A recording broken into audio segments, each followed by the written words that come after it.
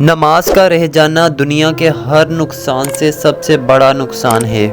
اگر کامیابی چاہتے ہو تو نمازی بن جاؤ، کیونکہ نماز کے بغیر کوئی بھی کامیابی ممکن نہیں۔ رسول نبی کریم صلی اللہ علیہ وآلہ وسلم نے فرمایا کہ فجر کی نماز اجالا پھیل جانے پر پڑھو، کیونکہ اس میں زیادہ اجر و ثواب ہے۔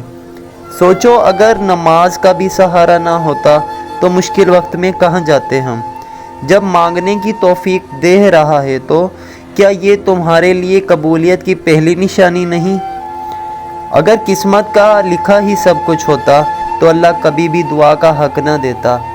ٹوٹے دل سے نکلی ہوئی ایک دعا پر اللہ کے عرش کے سارے دروازے کھول دیے جاتے ہیں۔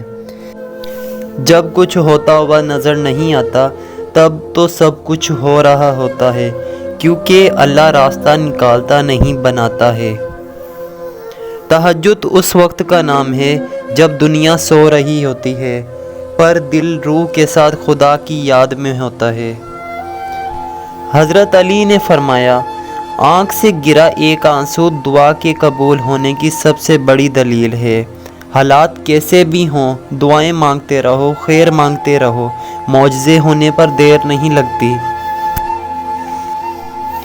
دنیا کی محبت سے اللہ نہیں ملتا، لیکن اللہ کی محبت سے دنیا اور جنت دونوں مل جاتے ہیں۔ وہ جب راضی ہوتا ہے تو وہ ہر چیز کو وسیلہ بنا دیتا ہے۔ تم سمندر کی گہرائی سے پکارو گے، اللہ وہاں بھی تمہاری سنے گا۔ ایسا نہیں کہ خدا سنتا نہیں ہے، وہ تو سب کا خدا ہے۔